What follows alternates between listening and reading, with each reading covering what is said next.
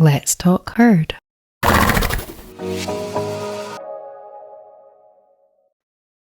Hi, Stormy. Thank you so much for coming.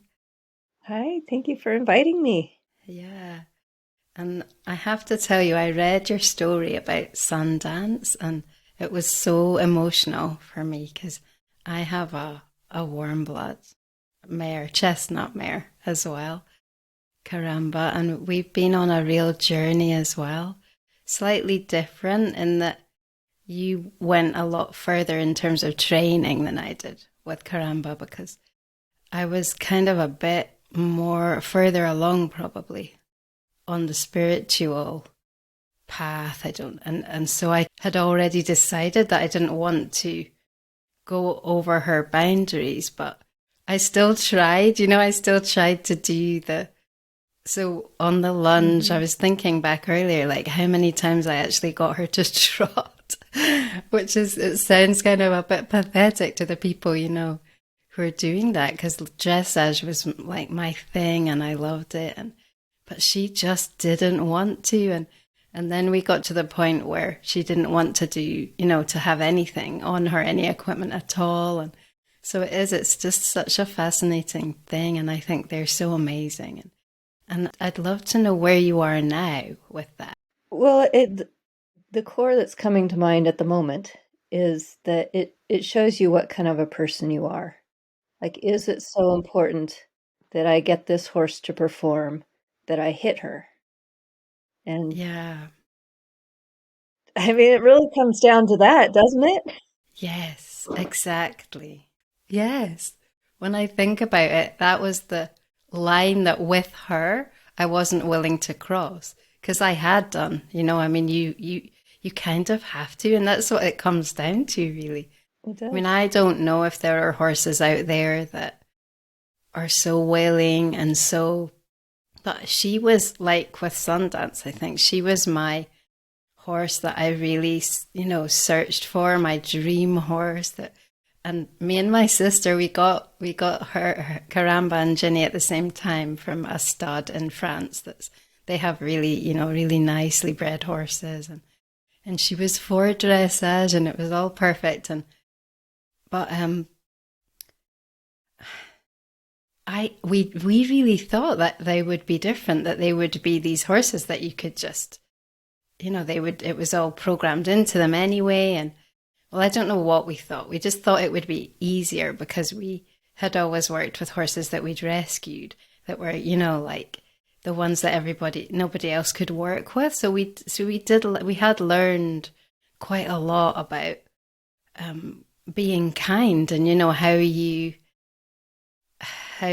kind of, a lot of it was biomechanical, like how you sit and how you ride without reins and without. So we were already quite far along that way. We were away from the push pull thing and as much away from forcing as we could get at that point. But these warm bloods were like another thing. They were even more, um, in a way, they even more characterial. I don't really know what the word is, but certainly Karamba just, it would have had to be a major fight, I think, to really get anywhere. So yeah, it's been, So some horses are willing, and sometimes it's because that's been trained into them, and yeah. sometimes it's because nothing bad has really happened yet. Mm, I yes. used to start a lot of young horses, and usually it was easy to start them. They're Yeah. fine until one Yeah. day, I'm guessing, it starts to hurt them or they get scared of something, and all of a Yes. sudden they spook at something and they get caught Yeah. with the reins and doubly scared, and then they're taking off, and then you fall Yeah. off, and then it's freaky for a horse. Yeah.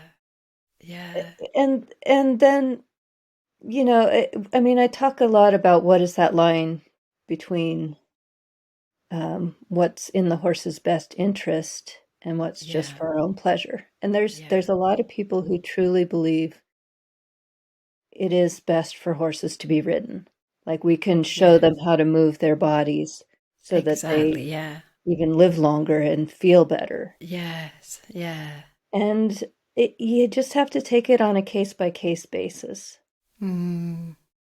And Yes. get rid of the agenda of the horse has to do this because that's what horses do. Yeah. Absolutely. So there's, if you can get rid of the agenda and you can uh, provide a species appropriate living environment, meaning Mm. lots of land, a stable Yeah. herd that they can, and appropriate shelter to use if Yeah. they want, then do they need us to exercise them? Probably not, although you could even Mm. then still make a case for, um, do they do they even like it? Like a dog. Like a dog Yeah. loves to do things with humans. Do Exactly. horses Yeah. like to do things with humans in that same Yeah. way? And you can kind of get close. They're different animals for sure, even Yeah. individually, but you can get close to that. And I've found the closest you can get to that is if you work on the ground with no tack Mm. and using food rewards. Yeah. Then the horse is like, "Woo, cool, let's do this." Yeah. Yeah. But then there's this anxiety that comes in, like, "Are you gonna give me the treat? Like, what do I have to do to get the treat?" And Yeah. then it's this whole Yes. other thing you've created, Absolutely. Yes. which I've tried it. It's beautiful with a willing horse, Mm. but then what? Like, is that really in the horse's best interest? Yeah. So then I went Yes. beyond treats, what is it like if we're just out in the pasture together? They still get Mm. whatever they need to get to eat. It just Yeah. doesn't come directly from my hand, and it's definitely not Yeah. in exchange for anything that they do. And that's where I found the most authenticity. It's like I can marvel at them being horses, and Yes. and they communicate to me very clearly. I mean, they can show me where a tick is on their body that they want me to get off Mm. of there. If there's a Yeah. problem, they find a way to tell me. Yeah. But other than that, with me and my own development leading to, I don't need you to do anything for me. I just read Ren Hurst's wonderful new book, The Wisdom of Wildness, and Okay. she points out that there are captive dependents, Yes. and Yes. so they don't owe us anything. It's like a child, like thinking your child owes you something. They didn't Yeah. ask to be in that position. Yeah. So again, who are we? Like, Yeah. who are we in relation to that? Who do we need Yeah. them to be for us to be okay? Yeah. That's what I've been really, um, because my horses, I feel like really that they're equals, that they're friends now. And I just did a podcast with Emily, Kaj's daughter. She's a Mhm. Swedish woman, and she just put it really like well that there's this concept. We have this thing about obedience, that horses have to be obedient. We just assume obedience from them. And so she talks about obedience free, not necessarily horsemanship, just like how guardianship, maybe, I suppose you could call it, so that there isn't that expectation that, that we have the right to, like you say, ask anything of them or expect anything of them. And yeah, this is what I'm pretty much finding a similar thing. Although with Karamba, she has what we do is, because I was a craniosacral therapist, or I am a craniosacral therapist, but that kind of developed into energy work, like distance energy work more. So, and then I got really interested in just energy being, the form of communication of nature, really. And so I decided I wanted to do this dialogue with the horses. So that's what we do now. We dialogue energetically. And through that, she has been inviting me to get on her back. And it's really like, it's just out with the herd. And sometimes she'll stay behind and come and ask me. And the rest of them will go away, and then we'll kind of catch up. And we haven't done a lot of it yet, like explored that far down that path, but it doesn't feel right to use aids and it's not training. It's like more of a, how can we be together? Like, So what does it look like? Like what does her invitation for you to get on her back look like? well, she will be kind of connecting. Like, we've been doing this thing where we get really defenseless with each other, like really, we kind of, it's a sort of a surrender type energy. Like we're just together but I kind of do it in the herd. So, and the first time that this happened, we were in the barn that I call the summer barn, and it's got these high um, gate type things, like fences, like tubular iron or whatever it is, and they're high enough that because she's quite tall, so we just were doing these meditations and just sort of sitting with each other, and I'm trying to remember exactly how it happened the first time. I think she just lined herself up, and but I didn't think that she wanted. It's not kind of in thought. It's like in feeling. So she just felt really inviting, and she. I only sat on her once before. Like with our kind of conventional training, we got as far as me sitting on her, and maybe twice. And yeah, I think it was only once that we actually kind of walked around, and she was quite calm, but we didn't, she was being led by someone. And so she's not like trained in any way. So she had felt me on her back before, but um, yeah, she hasn't, but it's not like she's used to the idea or anything.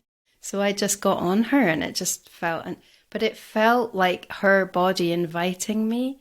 And it's very subtle because there are times if I don't feel it's 100% that invitation, then I don't do it. I don't get on her. And the first time it was only maybe, I don't know, like not even a minute.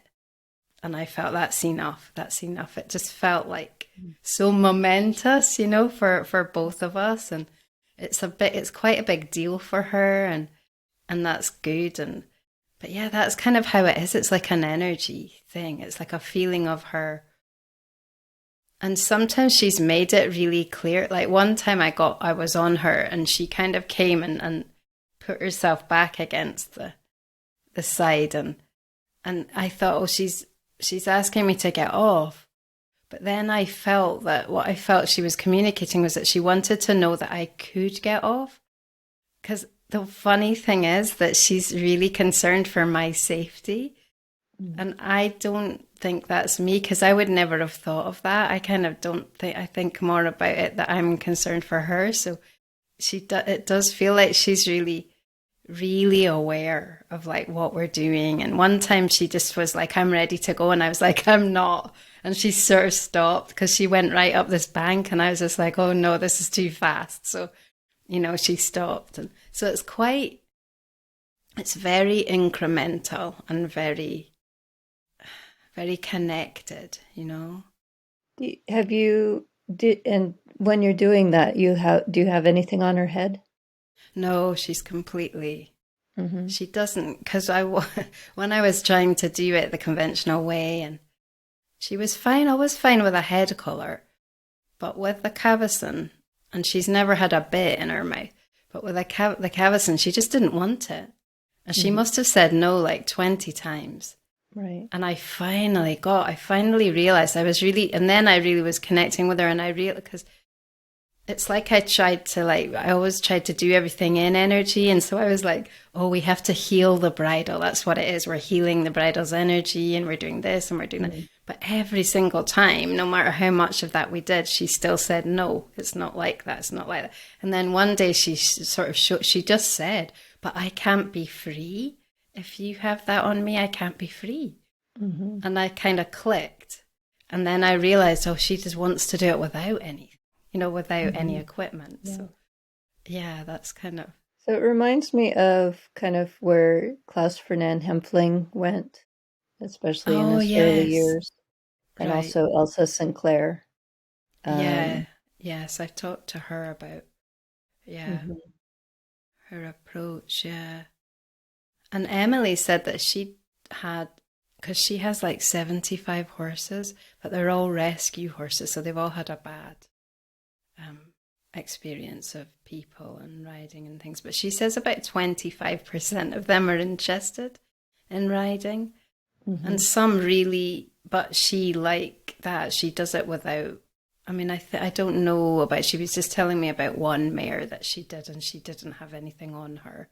She just got on her, and this mare loved to gallop downhill, so she would gallop downhill on this mare. And yeah, that was really fascinating to me. But yeah, I don't know. I think for me, it's important that there isn't training. Like, I don't want to. Yeah, and you also have to really recognize that, I mean, you're taking a risk. You're taking a big risk with yourself and the horse coming out of being a horse. Like it's not, Mm, horses really don't need us. They thrive very well yes, without yes, us. So, I don't, I'm not interested in those sort of experiments myself. I was in the past, yeah, yeah, yeah, but it really, there was an end to it. And, I did feel some amazing things when I yeah, had that kind of relationship with a horse that was yeah, seemingly consenting to it. But then even beyond that, it's like, yeah, those are like the teenage years for me. yeah, I don't yeah, know other people's yes, paths, but for me yeah, now, that just sounds silly. It just sounds like, yeah, but maybe I needed that. Maybe I needed that period of feeling it to know that even that wasn't it. yes. I really think that we're all like on our own path, like we've all got our own inner guidance. And I guess, yeah, I feel like with her that we're both doing this. It doesn't just feel like it's my, because I have again and again and again asked myself why. Like, why do I want to do that? And because I really, the authenticity of it really matters to me. It's not about it being an experiment. It's more about it being this way that we can enjoy each other's company that just kind of is only possible with being on her, because she's so, like, I'm not a horse and I can't like run with them and be with them. And I just feel like we're kind of doing it together. And if it didn't feel like that, it just, I don't think it would be fun for me. Like, it's the fact that it's her choice, that she asked me. I didn't ask her. Like, I didn't say to her, is it okay for me to get on your back? Because I think she would probably have said, I could have then do that all the time, I think. But I only ever do it when she asks me. And those are just quite rare. It's only like maybe once a month or twice a month or something. It's not like a sort of Mhm. schedule. And it's not something that can become like a routine. I think we try to make things into something that like I can do as a sort of, as a, I don't know, like a technique or a modality. A training. Yeah, yeah. Yeah. So it's really not that with us, but yeah, I mean, I think everybody's different, and you just have to. Yeah. So do you do any what do you do with people now? Do you do teaching or? Yeah, so I'm kind of expanding at the moment. Yeah. I have for years, I've been online coaching people to have better relationships with their horses. Yeah. Yeah. And now nearby, it looks like I have a spot where we can work with 6 horses and That's nice. just meet each other, be in each other's presence. Yeah. I'm guessing it'll be mostly for people who don't have any contact or experience with horses, who just want to meet horses, sort of Yeah. in the style of bird watching, but we're horse watching. Mm. Yeah. Um, and that to me feels really exciting to be able to, know horses so well and yet Mm, really love just watching them be themselves and yeah. feel. I think that's really their gift that they have for humanity.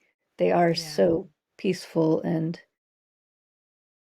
such an integral part of nature that when we go in this respectful way and want to spend time with them, Mm, it's what we need.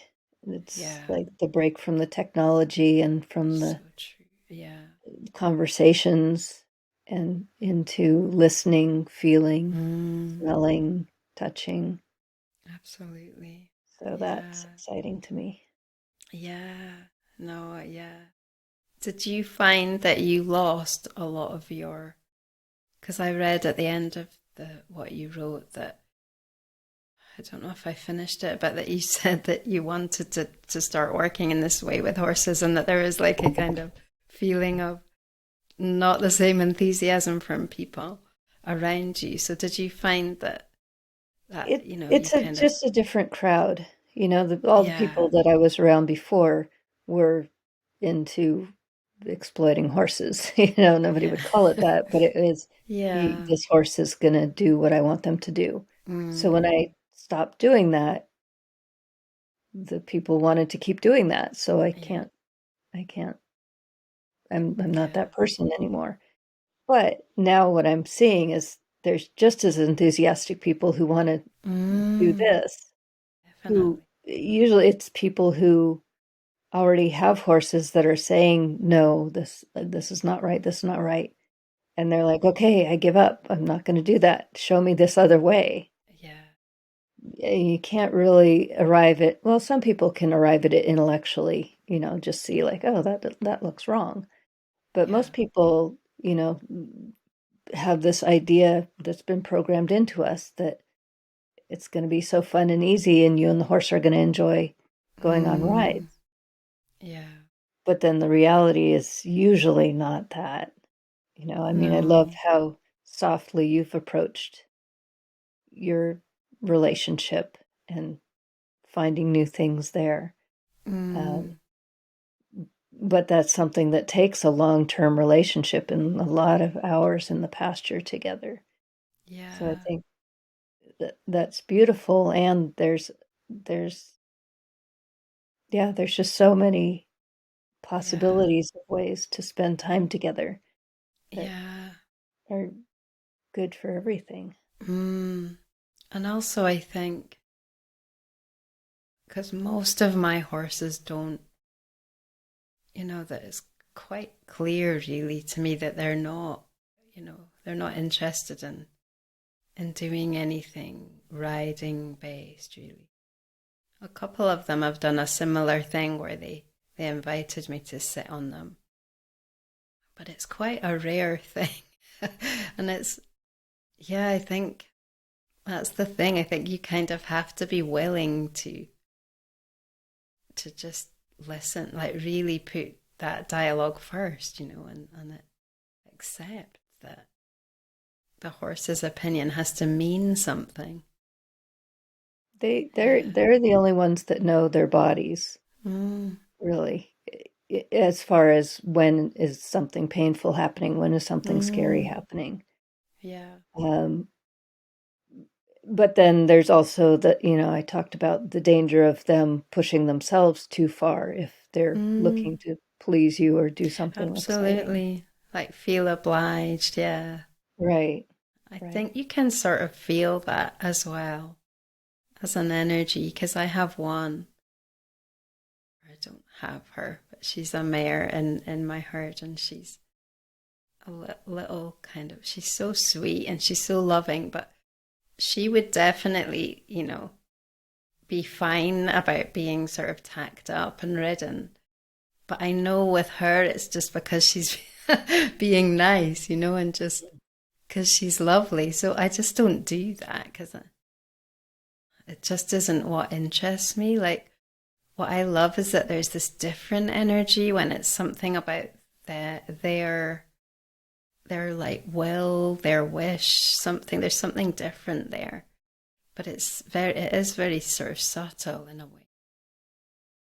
I mean, it's kind of not and it kind of is, but yeah, I think you have to be as happy with them saying no as as saying yes. Definitely. And I think Yeah. that's like the key. Because I remember one time I have this, she's older now, she's still with us, but she said to me, it was the first time I'd ever really listened to a horse saying, no, I don't want you to get on. And I was so like overjoyed that I'd heard her, like really heard that.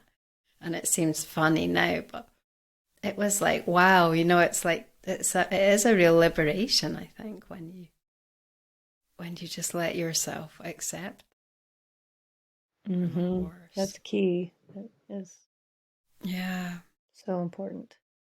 So do you feel, because I was talking to one girl who does reining or something like that, and she says she feels that her horses, because she's also on a kind of awakening journey, you could call it, but she feels that her particular horses, they love doing the work that they do. They kind of need to do it, and I don't know, because I feel like if you give them the option, like if they're living in a herd and they've got everything they need, and I just, in my personal experience, they're not really like that.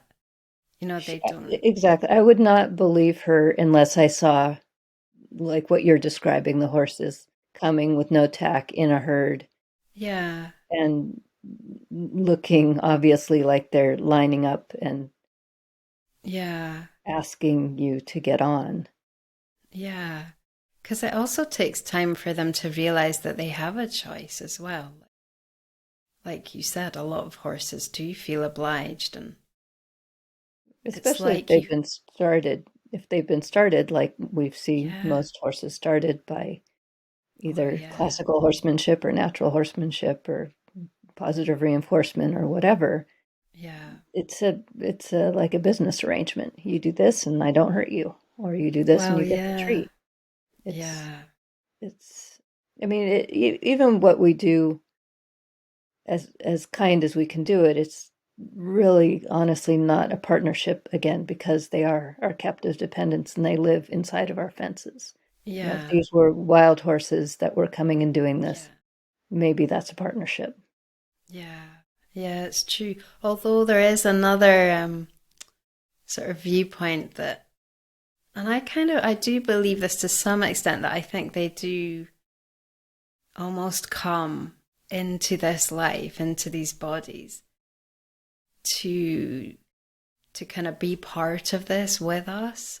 So it's not entirely that physical thing of, that they're just, we've captured them, and that they're, I do think But there is an element of soul choice. we can't say. I mean, maybe, but it's convenient that they're inside of our fences. Yeah. Like it's really dangerous when you start saying you're speaking for the horse. You know what their soul contract is. Like Hmm. it's really, I mean, people justify a lot of things saying those words. Yeah. Yeah. I suppose so. But then I think that's kind of, there has to be some trust involved, like some belief in your own, like, ability to communicate. Because, yes, I do think that people have filters, and that, they're, a lot of the time it's that there's ego mixed in with it. But I also think that, a lot of people do have a real ability to communicate, and that that's a valuable thing. And, if you doubt it too much, then you kind of block it as well.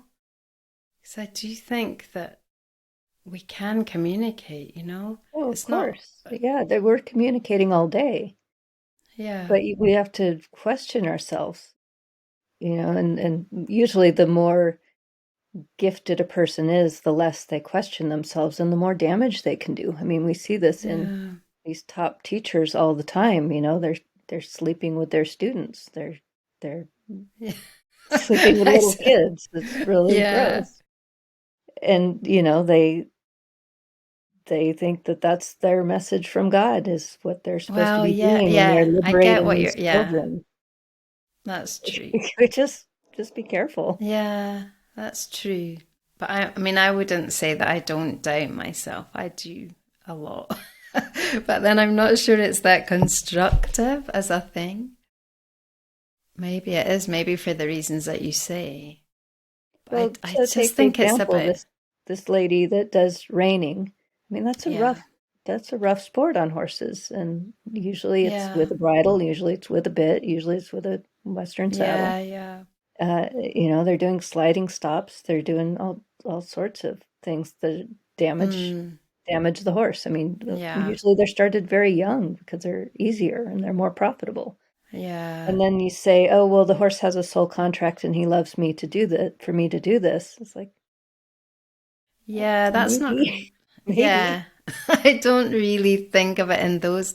What I meant about that, the soul thing, was more that they, oh, how to describe it? It's like they're spiritual beings as well as horses. So, like, I feel like my herd and me are like we're all the same. It's just I'm in a human body and they're in horse bodies. So, like, I don't feel like I'm keeping them captive. It's like I could say I'm being kept captive by the So, government or, because I well, have to pay a mortgage. open So the it's gate. like, Open the gate and then you'll well, know. well, yeah, I mean, I could open the gate, but then they could go and get killed. So the society Right. isn't ready for that. If But I was in a place where I could open the gate, I would open the gate for sure. I mean, I wouldn't want to keep them, but, against their will as such. But then I have to live in the society. It's like I have to, because I would prefer to live in a society that wasn't based on money and all of these kind of things. But then I have to because I'm here. So it's a bit like we all kind of have to make the best of it. So I just think it sort of makes you unhappy to think of it in the way that they don't have a choice, because I think they do have a choice to come in those bodies and be in what this you're life. describing, though, is you've taken on the role of guardian. You're going to keep the gate closed because you're Well, that's guarding what's happened, yeah. their bodies, Like, right? So they're your captive dependents. well, that's one way of putting it, but I don't really feel that it's like that, because it's not like I kind of decided I was going to go and make a fence and put horses in it. Like over time, the horses came into my life. Most of them are rescued apart from Karamba. And so what I could offer them was a much better thing than what they had in their other life. So, I mean, what do you say? I'm not going to do that. I'm just going to not have horses because they are, and then you wouldn't be offering them that opportunity. And I really don't think it's like very good friend of mine has horses, and you could say that she keeps them in a situation that's not ideal for the horses, but they are highly spiritual beings, and they're there for a reason. And she does these amazing transmissions with them. And I do really believe that that's what they've chosen to do with their life. Like, they're not just, I mean, you could say, oh, well, she could open the gate and they would Yeah, run they away. didn't And choose it. She chose it. She chose to I take don't, on well, guardianship. yeah, I don't know. I have to disagree about that. I think its choice isn't just as like obvious as that. I think there's choice. Like, people choose to do things in their lives that are hard, and that are, and they might not be choosing it as a conscious physical, like a mental thing in their life there. So like for example, like let's say my sister had a really tragic accident and she's paralyzed now. So she didn't choose that as herself, Gabrielle. I don't think she chose that. But her soul, I do believe, did. Like, her soul undertook this for whatever reason. And so you could just, if I think if you just stick to the what Gabby would have done perspective, then it's really like limiting because it just, why would you even get up in the morning? Like there would be no point. It's all meaningless because the horses are all captive. I mean, what is your ideal? You believe that we shouldn't have them at all in this way, like domesticated. Eventually, but the reality is there are millions of horses that are unwanted, that need homes, that Yeah. need guardians. So Yeah. I have my share, you have your share. Yeah. We're all doing our best. You know, it's just like adopt a pet from a shelter before breeding more. Yeah. So I think it's a noble thing. I'm just very honest about it. Yeah, they're my captive dependents. They don't owe me Yeah. anything, and I will do my best to learn about them and to listen to them and give Yeah. them what I can afford to give them. And if I could give them thousands of acres, sure. If I could give them whatever specialized treatments that they may Yeah. need to heal whatever may So be you going do, on. but you don't think they have any responsibility in it? Like they haven't, they're No, not coming to help you in any way. You don't feel maybe. that I there's don't, like a reciprocal. possibly. I mean, I certainly benefit a ton. That's why I'll keep doing it as long as I Yeah. possibly can. They don't owe me Yeah. that. That's Yeah. my own inner work, and I'll get that from whoever I'm Yeah. around. Yeah. I don't really think it's about owing. I think it's like a resonance, like you resonate with each other and you kind of Right. come together in energy Yeah. and your And I do that. circumstances are your Yeah, I do that with everybody. I mean, that's the joy of yeah. life is to resonate with the tree and the horses that are in my life today and Yeah. my partner and the kids and you know, Yeah. that's that's what's going on is we're resonating throughout the Yeah. day. Yeah.